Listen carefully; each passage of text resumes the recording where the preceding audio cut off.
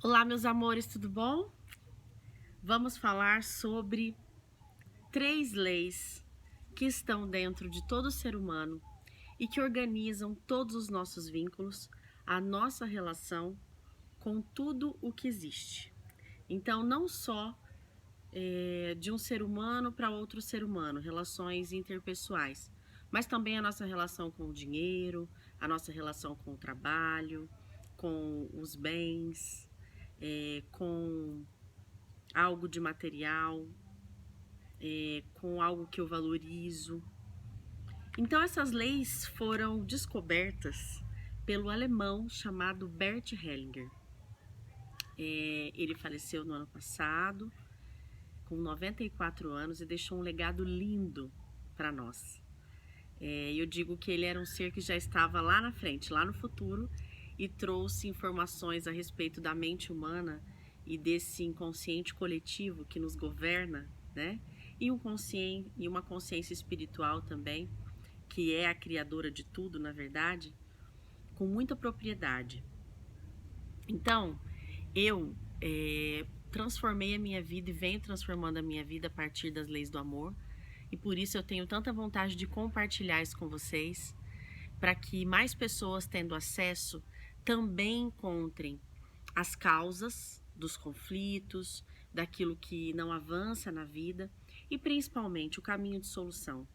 Porque eu acredito que tudo nessa vida tem jeito, tem solução. Eu sempre fui uma pessoa muito otimista, mas talvez eu não tinha as ferramentas certas, né, para me resolver da maneira como eu gostaria. E quando eu conheci a constelação familiar, que é a ciência dos vínculos, das relações, de tudo que existe, aí eu comecei a entender como que as coisas realmente funcionam. A minha vida se transformou. Eu saí do jornalismo 10 anos como repórter, apresentadora de televisão, coisa que eu amo, a comunicação, e fui me tornar facilitadora de processos de autocura, né, de autotransformação, passando o conhecimento para as pessoas, as ferramentas, e ajudando, né, esses clientes e aos alunos dos workshops, dos cursos, a ampliarem a visão sobre o que estava acontecendo na vida dele. Porque na verdade é isso, o nosso trabalho é esse, né? É trazer uma visão mais expandida, um olhar sistêmico, mais completo sobre a situação e não apenas aquele olhar aparente que a gente tem, superficial, né? Mas não porque a gente quer, é porque realmente é o que normalmente damos conta de fazer, né? Agora, quando eu entendi as leis do amor, aí a coisa começou a mudar a minha vida, mesmo. E eu comecei a fazer séries de reportagens sobre, eu tive liberdade para isso na época, foi muito legal. As pessoas já percebiam a minha identificação com essa área, com esse conhecimento, o meu entusiasmo, acho que ficava claro, né, nas reportagens, porque eu estava me transformando realmente através das leis do amor. Então, quais são elas? Eu vou fazer aqui uma introdução nesse primeiro vídeo, mas hoje a ideia é fazer uma série de vídeos com as leis do amor. E aí vou dividindo eles aqui para ficar mais fácil a compreensão para vocês. E nesse primeiro eu vou apresentar, tá? Apresentá-las para vocês. Então vamos lá. Lembrando, todas elas não estão fora. Não são leis que, eu tenho então que saber que ela funciona assim para poder colocar minha vida no lugar, Gabi. Não. Essas leis estão dentro de nós. Nós funcionamos a partir delas, tá? Realmente, de fato. Só que sem termos conhecimento disso, a coisa tá rolando, muito emaranhamento acontecendo, bololô, confusão nas relações, e a gente não sabe por quê. Quando a gente toma conhecimento das leis, aí, como o conhecimento é poderoso, né? Autoconhecimento puro, na verdade. A gente consegue compreender os mecanismos e o que é necessário para sairmos do emaranhamento, sairmos do conflito, seja ele qual for, ok? Então vamos lá. Olha só como elas estão dentro de nós, presta atenção. Lei do pertencimento. Todos nós temos uma necessidade gigante de pertencer. O primeiro pertencimento é com relação à nossa família biológica, de onde a vida vem.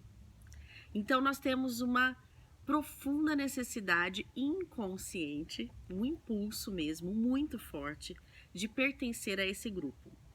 E para fazer isso, nós podemos adotar comportamentos, nós podemos assumir lealdades inconscientes, principalmente a pessoas, comportamentos, situações que foram banidas, excluídas, julgadas por outros membros do sistema. Não importa a época.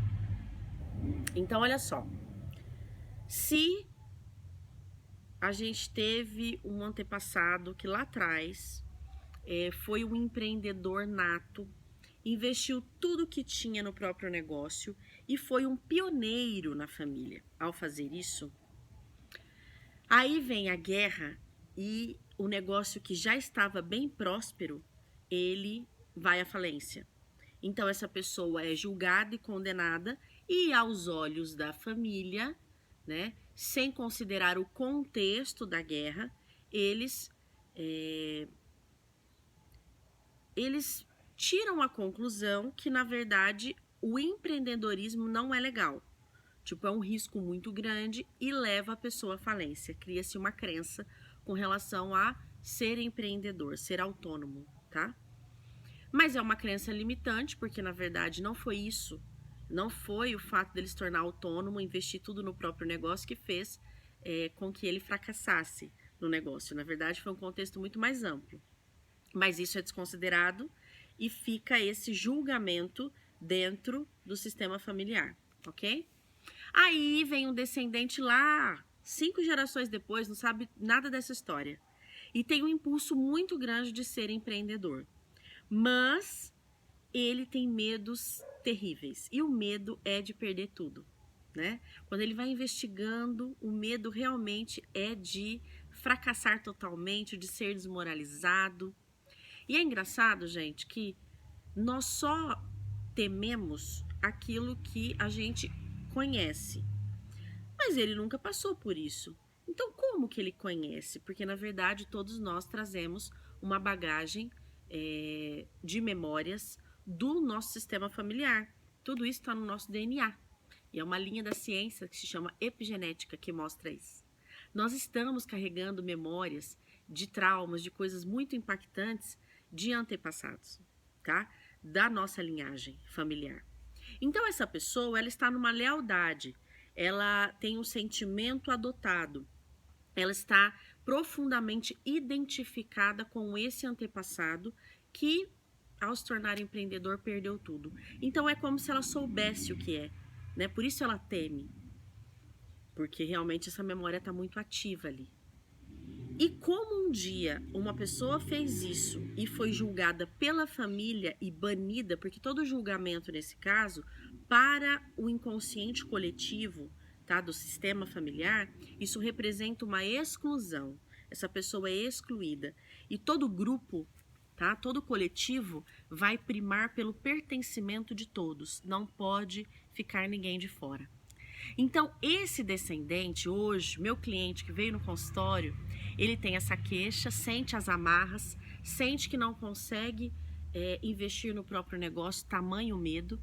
E quando a gente mostra todo esse contexto para ele, numa dinâmica de constelação familiar, da leitura da situação trauma, né, na qual ele está vinculado, e isso a gente faz através de âncoras, através da própria entrevista. Nós temos toda essa bagagem para poder conduzir o cliente, né, à lealdade, à trava, ao bloqueio dele, tá? E aí, quando a gente mostra a lealdade inconsciente que até então ele tinha com esse antepassado, ele consegue acolher amorosamente, né, esse antepassado, esse ancestral no coração, agora compreendendo todo o contexto que o levou ao fracasso, sentindo um pouco da dor que ele sentiu, é um processo de empatia, de se colocar no lugar dele, E essa pessoa, ao trazer de volta a memória desse antepassado, com amor, com respeito, com honra, com pertencimento, né? Ele sente a liberação, gente. Olha que lindo. Sente as bênçãos do sistema para finalmente poder se tornar empreendedor e ter sucesso, né? E não precisar repetir a história daquele antepassado. Mas vamos supor que essa pessoa não vá na constelação, que ela vença a barreira do medo e ela empreende. Sabe o que pode acontecer? Dependendo do grau, né, da lealdade que ele tem, da necessidade dessa história vir à tona novamente para que dessa vez seja dado um outro final, que essa pessoa não seja julgada e condenada como antes, né? Uma cura para o sistema. Essa pessoa pode sim empreender e cair no fracasso, assim como no passado. E aí nós identificamos o padrão no sistema familiar, as repetições. Então, as repetições de fracassos, não importa em que área, de sofrimentos, de tragédias, né? São lealdades inconscientes que nós trazemos a histórias dos nossos antepassados que não ficaram resolvidas. Nós também podemos chamar isso de karmas, né? Então, são karmas que estão esperando um desfecho diferente, em que o amor, o respeito, a reverência e a inclusão dessa pessoa seja feita. Então, lei do pertencimento. Todos nós, muitas vezes, podemos até nos sacrificar para manter o nosso pertencimento ao grupo, às vezes repetindo igual, sofrendo igual, e trazer a memória de volta desse antepassado. Mas não é assim que a gente resolve as coisas, isso é um impulso amoroso infantil, porque a pessoa é um amor tão grande, tão grande, tão grande, que ela acaba repetindo a história, o conflito, e ela não avança, não resolve a história do ancestral. Então é infantil no sentido desse amor puro que não tem medida e às vezes nos leva até a morte, por um amor incondicional mesmo, mas um amor fora de ordem, né? Porque quando a gente quer trazer de volta essa história, reviver, nós já estamos invertendo a segunda lei do amor, que é a lei da ordem. Por quê? Quem somos nós hoje? Viemos tanto tempo depois, né, de toda essa história para poder carregar isso nas costas. Isso é uma inversão de ordem. Aquilo foi como foi, teve as razões de ser. Quando a gente compreende isso, isso traz uma paz no coração, porque a compreensão, né, nos traz a aceitação, agora entendendo o contexto geral, mais amplo. Eu me libero de carregar isso por um ancestral, porque eu sou na linha, né, de descendência o pequenininho, ele é o grande, ele me precede, vem antes, viveu aquilo, passou por aquilo, e aquela história dele, né? Então, só do fato de eu olhar para isso com reverência, eu já me libero da lealdade, né? E vou para o meu lugar. Então, ordem, gente, é quando cada um está no seu lugar, vivendo a sua vida, a sua própria história, sem carregar lealdades, sem carregar a dor do outro, o sofrimento do outro, mesmo que esse outro seja, por exemplo, pai e mãe. Então, uma desordem clássica nas famílias é quando um filho vai tentar carregar sofrimentos dos pais ou, né, resolver isso ou ocupar o espaço, por exemplo, da mãe, do pai e da mãe. Então, às vezes, os nossos pais perderam os próprios pais muito cedo ou tem um vazio tremendo da figura paterna e materna e nós, de novo, num amor infantil, fora de ordem, tentamos suprir isso. Nós tentamos também conscientemente ser o preenchimento dos nossos pais. Isso é muito pesado, né? Porque nós somos filhos e a ordem aqui seria: os pais dão a vida, que é o que mais precioso nós temos. nos dão os cuidados necessários, se assim é a história da pessoa, mas se for só a vida, já é o suficiente, né? Então, com relação aos pais, nós sempre somos pequenos, recebendo dos pais, essa é a ordem, ó. Para depois, lá na nossa vida adulta, a gente poder ser grande para os nossos filhos e a vida continua como uma escadinha, né? Quando a gente inverte essa ordem, a gente está tentando carregar os pais, ser maior que os pais, isso traz uma confusão danada, porque a gente não vai ter força para nossa própria vida. E então a desordem ela também tem várias faces assim na nossa vida, e eu vou deixar pro vídeo da lei da ordem, tá? Vou passar rapidinho por ela. E terceira lei do amor. Então vamos recapitular. Primeira lei do amor, lei do pertencimento, onde todos precisam ter o seu bom lugar, sem exclusão, através do julgamento. É o principal mandamento aqui. 2. Lei da ordem. Cada um ocupa o seu lugar, carrega o que é seu, porque aí eu dou conta. Aí eu tenho força, energia vital para prosperar, para criar a minha família, para, enfim, ter sucesso na vida, né? E ser motivo de orgulho para os meus próprios pais. Muita gente tem dificuldade de ir para o seu lugar e se despedir dos pais, né? O que a gente chama na psicoterapia tradicional, romper o cordão umbilical. É necessário. Não quer dizer que você vai deixar de ser filho, não. O seu lugar de filho está sempre lá, né? Ali você sempre é o pequeno, sempre vai receber, é sempre um lugar de aconchego, de colo. Mas na sua vida adulta você precisa, sim, se virar, né? Com relação aos seus pais para frente, né? Então, para poder ir. Terceira lei do amor, lei do equilíbrio, que é a lei das trocas, que nós também conhecemos como lei do dar e do receber, lei da ação e reação, a lei do retorno, enfim. Tudo no universo vai buscar, vai se conduzir para a busca do equilíbrio. Então, se eu dou demais numa relação, eu endivido o outro. E não é bom ter dívida, não é? Então, normalmente, quem recebe demais tende a romper as relações.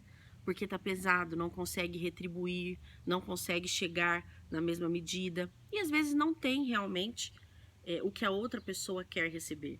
Não tem para dar. O que ele tem é aquilo, né? Então, por isso que o processo evolutivo é bacana, porque se eu percebo que não tenho mais para dar, eu posso ir buscar novos recursos emocionais, né? De força. Se eu dou demais, eu tenho que ficar atento, porque isso também não é legal. Tanto pesa para mim, dá uma sobrecarga, quanto endivida o outro. Eu fico sempre maior que o outro. Isso também não é legal. Porque nas nossas relações, o ideal seria cada um ter o mesmo tamanho, cada um chegar com aquilo que tem para dar, e isso ser de valor para o outro, né? Então, homens e mulheres, uma questão histórica do patriarcado, feminismo, né? As mulheres desempenham um papel na natureza humana, e isso tem um grande valor. E os homens desempenham o seu papel dentro da biologia, da progressão da vida. E isso tem o seu valor. Nenhum é substituível, não mesmo. A gente pode sim se esforçar para ocupar o lugar do outro muitas vezes, no caso de separações, né? Mas aquele espacinho fica vago, né? Porque é o lugar do outro. Então, quando a gente se acha melhor, maior que o outro, é uma soberba, né? E muitas vezes a gente faz isso realmente inconscientemente, já numa inversão de ordem, né? Eu saio do meu lugar de igualdade com o outro e tento ser maior que ele, dizer como é que ele tem que fazer as coisas, enfim. Então, isso são coisas que vocês vejam, né? É como um manual do proprietário, um manual do ser humano. Se a gente ficar atento a a essas diretrizes, a esses princípios, com certeza nós vamos começar a construir relações mais equilibradas. Olha que legal. Não é o que todo mundo deseja? Não é o que a gente está precisando tanto? No momento em que o isolamento está nos colocando uns de frente com os outros, efetivamente. Então é isso. Um beijo.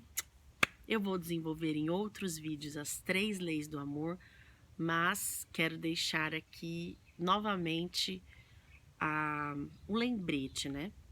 Essas leis não estão fora, elas estão dentro de nós. Tanto é que se eu recebo de menos, eu vou ficar incomodado e vou querer o equilíbrio da balança, por exemplo. Se eu dou demais, daqui a pouco eu vou estar exausto, cansado, porque o equilíbrio vai ser cobrado. Tá bom? Beijo!